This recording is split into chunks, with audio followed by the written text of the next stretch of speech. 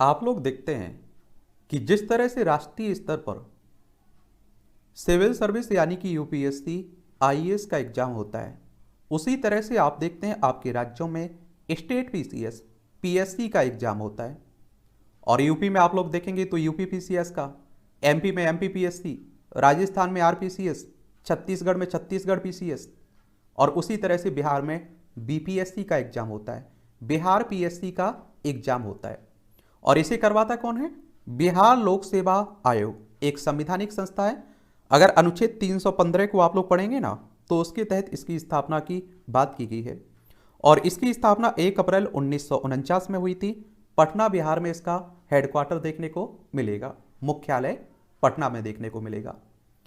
और बीपीएससी से संबंधित एक क्लास हम लोग कवर कर चुके थे, उसमें आप देखेंगे बीपीएससी में, बिहार पीसीएस में जो सिलेक्शन का प्रोसेस है, जो पैटर्न है, जो सिलेबस है, उस पर हम लोगों ने विस्तार से चर्चा की हुई थी।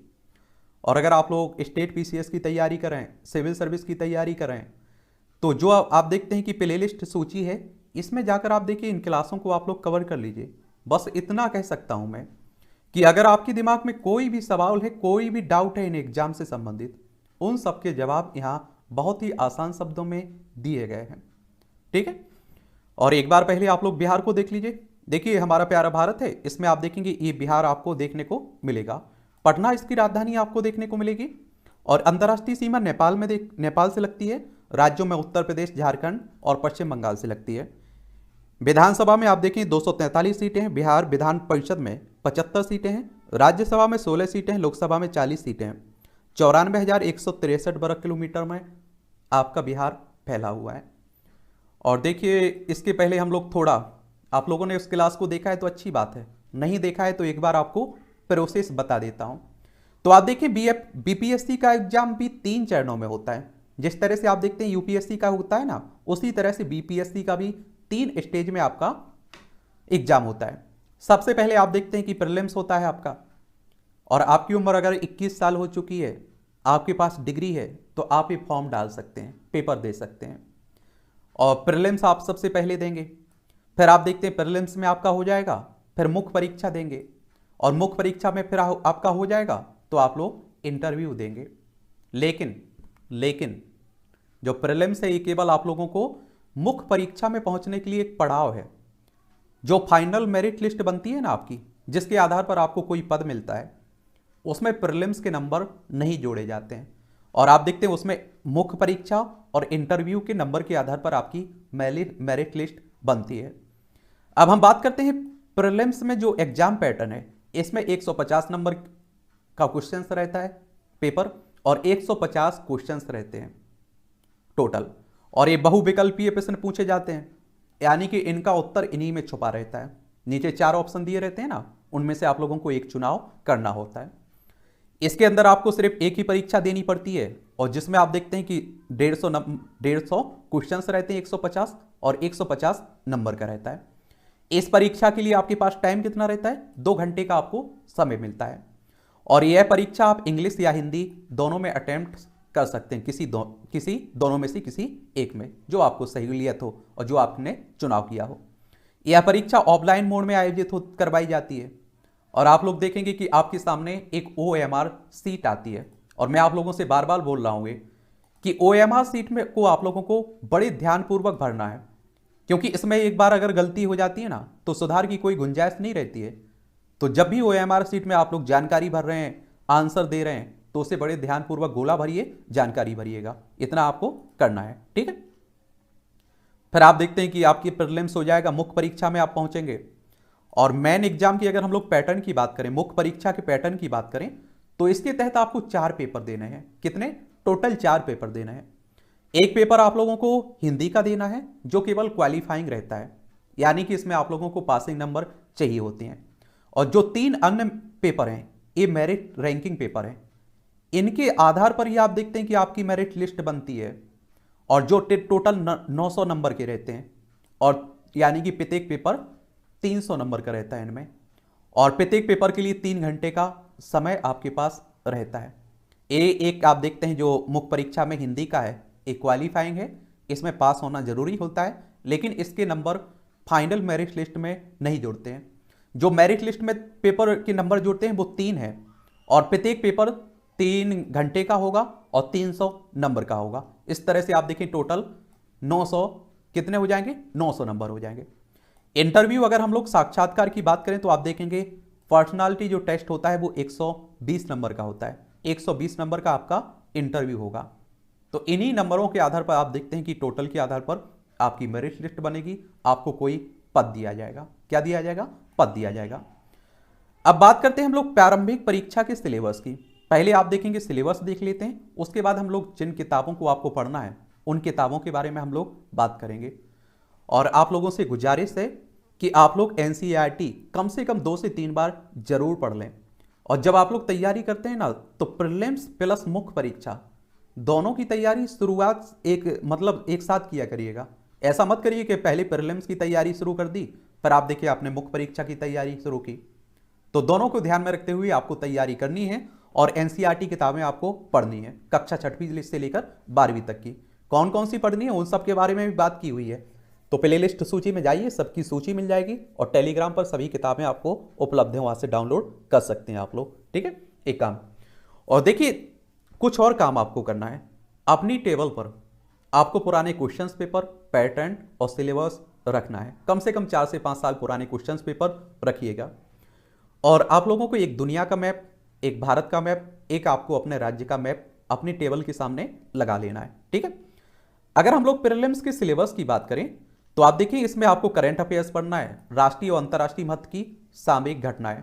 और इसके लिए आप देखते हैं कि न्यूज़पेपर हम कहते हैं, ये कुरुक्षेत्र कहते हैं, योजना कहते हैं, इन्हें आप लोगों को पढ़ना है। और आप देखेंगे जो आप लोग देखते हैं ना कि आपका चैनल है जो आप देखते हैं जिस पर डेली क्या आता है, ये आप देखिए यहां आप लोग सर्च करना ICNIRP तारमास। तो इस पर आप देखते हैं कि डेली आपका डिस्कशन आता है। काहे का, दैनिक जागरण जो न्यूज़पेपर है ये आप लोगों के हिंदी मीडियम के लिए काफ़ी अच्छा पेपर माना जाता है। तो यहाँ जाकर आप लोग डेली सुबह 6 बजे देख सकते हैं, फॉलो कर सकते हैं। ठीक है, फिर आप लोगों को इसमें आप देखते हैं कि घटनाएं हो गई, इतिहास पढ़ना है। इसमें आप देखते हैं कि भारत का इतिहास हो गया, बिहार के इतिहास की महत्वपूर्ण विशेषताएं, इतिहास में सामाजिक और आर्थिक और राजनीतिक आयामों में विषय के व्यापक समग्र ज्ञान पर जोर दिया गया है।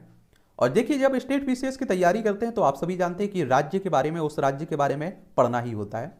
आवेदकों को भारतीय राष्ट्रीय आंदोलन और इसमें बिहार की भूमिका सहित बिहार के इतिहास के व्यापक तत्वों से परिचित होना चाहिए। भारतीय राष्ट्रीय आंदोलन पर प्रश्न 19वीं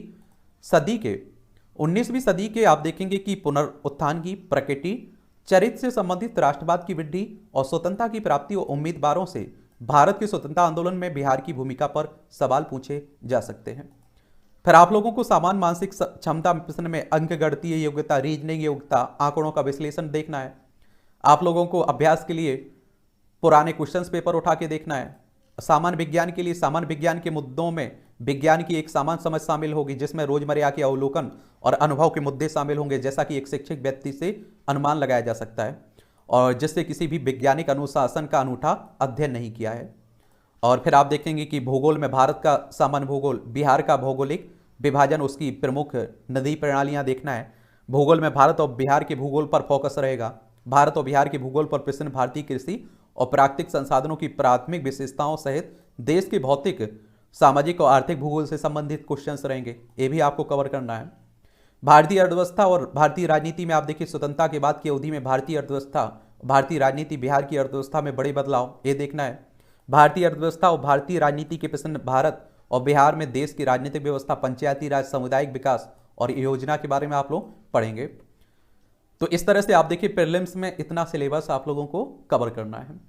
और मैं कहता हूं कि अगर आप लोगों ने सिलेबस समझ लिया और सिलेबस को कवर कर लिया अच्छे से तो आपकी तैयारी पूर्ण हो गई और आपका सिलेक्शन पक्का रहेगा, इतना याद रखिएगा। अब आप देखें प्रारंभिक परीक्षा के लिए कौन कौन सी किताब आपको पढ़नी है। एनसीईआरटी आपको पढ़नी है, मैं उसमें कोई छूट नहीं दे रहा हूं, आप लोगों को हर हाल में फॉलो कर लेनी है। बिहार एक परिचय के लिए आप लोगों को इम्तियाज अहमद की किताब आती है, इसे आप लोग ले सकते हैं। और बिहार सामान्य ज्ञान के लिए क्राउन पब्लिकेशंस की किताब आती है, ये आप लोगों को पढ़ना है। भूगोल एक समग्र अध्ययन के लिए महेश कुमार वर्डवाल की किताब आती है, ये आप लोगों को लेनी है। भारत की राज्य व्यवस्था के लिए एम लक्ष्मीकांत, बहुत परफेक्ट किताब है, ये पढ़ना है। सामान्य विज्ञान के लिए लूसेंट पढ़ना है। और जो लूसेंट आप देखते हैं कि सामान्य ज्ञान वाली आती है ना, जिसमें सभी सब्जेक्ट रहते हैं, उसे तो आप लोग पढ़ सकते हैं, रिवीजन जब करना है और कुछ देखना है तो उसे पढ़िएगा। लेकिन जो सामान्य विज्ञान की किताब आती है लूसेंट की, जो आप देखते हैं पूरी विज्ञान की एक ही किताब रहती है, उसे आप लोगों को खरीदना है, ठीक है। फिर आप देखेंगे, क्या देखेंगे आप लोग आगे, आप देखेंगे भारतीय अर्थव्यवस्था के लिए रमेश सिंह की किताब पढ़नी है। आधुनिक भारत का इतिहास के लिए बिपिन चंद्रा की किताब पढ़नी है। सामान्य ज्ञान के लिए लूसेंट पढ़ना है। नवीन गणित अंक गणित के लिए आर एस अग्रवाल। समसामयिकी वार्षिकी के लिए प्रतियोगिता दर्पण। बिहार के दैनिक करंट अफेयर्स से अपडेट रहना है आपको, बिहार स्पेशल की बात हो रही है। योजना पत्रिका, कुरुक्षेत्र पत्रिका, प्रतियोगिता दर्पण पत्रिका, और आप देखिए आर्थिक और राजनीतिक साप्ताहिक पत्रिका, विज्ञान संवाददाता, द हिंदू, इंडियन एक्सप्रेस, या अगर हिंदी मीडियम से आप लोग तो Dainik Jagran. Current state affairs के लिए कोई भी स्थानीय बिहार समाचार पत्र, आरएस टीवी, प्रेस सूचना ब्यूरो, ये सब आप देखेंगे। और ये आप सब फॉलो करते हैं तो याद रखिए आपका मुख्य परीक्षा भी आपका कवर होगा करंट अफेयर्स से ही से, ठीक है। तो ये आप लोगों को ध्यान देना है। कोई डिबेट आप लोग सुन रहे हैं, देखिए जो आप देखते हैं कि राज्यसभा लोकसभा टीवी पर आती रहती हैं, अब तो आप देखते हैं संसद टीवी के नाम से एक कर दिया गया, तो उसे भी सुनते रहा करिए। कोई कहीं और अच्छी डिबेट हो रही तो उसे भी देखते रहा करिएगा, ये आप लोगों को ध्यान देना है। तो प्रीलिम्स में आप लोगों को इतना मटेरियल कवर करना है, ठीक है। फिर आप देखेंगे मुख्य परीक्षा में पहुंचेंगे, क्या पहुंचेंगे, मुख्य परीक्षा में पहुंचेंगे। अब आप देखिए सबसे पहला पेपर है मेन एग्जाम का, जो सामान्य हिंदी का होता है, और सामान्य हिंदी का पेपर रहेगा, केवल क्वालिफाइंग प्रवृत्ति का है, और 30 अंक आवश्यक रहेंगे इसमें, और 30 अंकों का इसमें निबंध लेखन रहेगा, 30 अंक की व्याकरण रहेगी, और 25 अंक की सिंटैक्स रहेगा, और 15 अंक का सारांश रहेगा। इसके लिए आप लोगों को कैसे कवर करना है, सामान्य हिंदी के लिए महत्वपूर्ण किताबों की बात करें तो इस पेपर में निबंध, व्याकरण, वाक्य विन्यास, संक्षेपण से प्रश्न होते हैं। इसमें पूछे गए सभी प्रश्न बिहार विद्यालय परीक्षा समिति के माध्यमिक स्तर के होते हैं। और सामान्य हिंदी की तैयारी के लिए डॉक्टर राघव प्रसाद, पृथ्वीनाथ पांडे और डॉक्टर सविता पायावाल की व्यवहारिक सामान्य हिंदी बहुत अच्छी किताबें रहती हैं, इनमें से आप लोग ले सकते हैं, ठीक है। तो हिंदी रहेगा, एक क्वालिफाइंग प्रवृत्ति का है।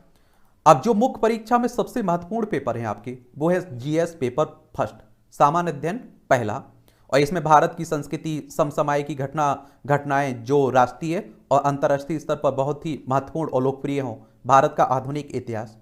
इसके लिए एनसीईआरटी आपको पढ़नी ही है। 11वीं 12वीं की आप लोग आर्ट एंड कल्चर की किताब पढ़ सकते हैं।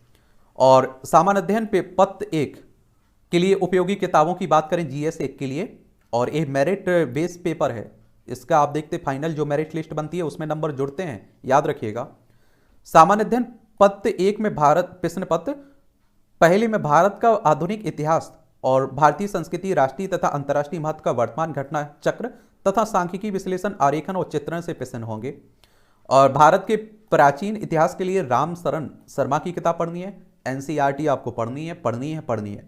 मध्यकालीन भारत के लिए सतीश चंद्रा की किताब पढ़नी है। आधुनिक भारत का इतिहास बिपिन चंद्रा से, गांधी, नेहरू, टैगोर को स्पेक्ट्रम से, भारत का स्वतंत्रता संघर्ष बिपिन चंद्रा से, और सांख्यिकीय विश्लेषण स्पेक्ट्रम से आप लोग फॉलो कर सकते हैं।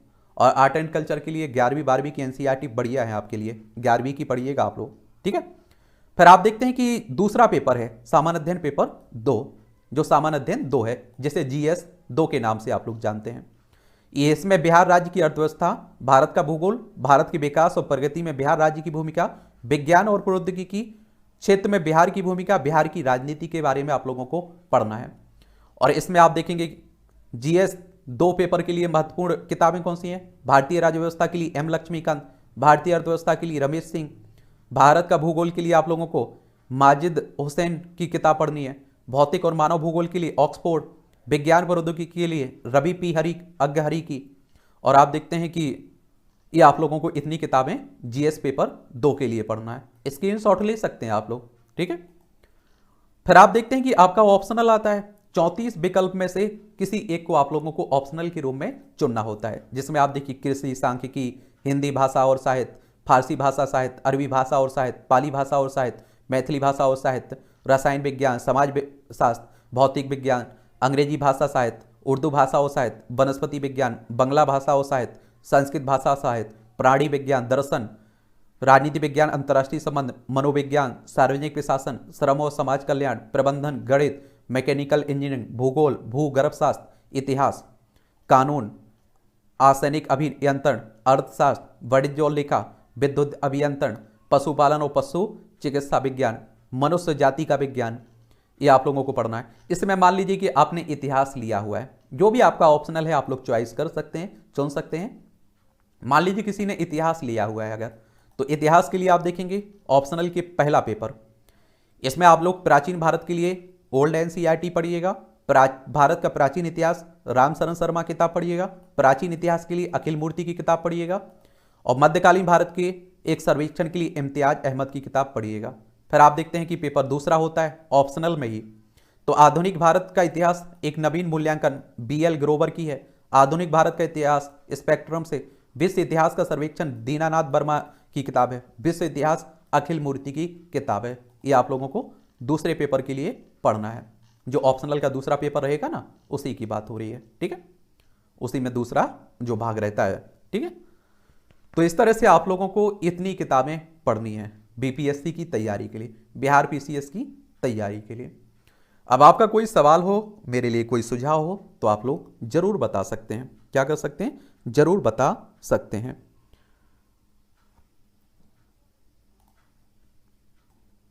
जो आप लोग BPSC ऑप्शनल देख रहे हैं ना, तो इसमें खंड 1 खंड 2 हो जाता है, तो मैंने उसी को आप देखेंगे यहाँ पेपर 1 पेपर 2 में बांट दिया। पेपर 1 ही रहेगा, बस उसका खंड बट जाएगा, ठीक है। तो ये ज़्यादा परेशान नहीं होना है। और पुराने क्वेश्चंस पेपर उठाने के लिए इसीलिए बोल रहा हूँ, मैं देख लेंगे आप लोग अगर पुराने क्वेश्चंस पेपर, तो और अच्छे से आप लोगों को समझ में आ जाएगा।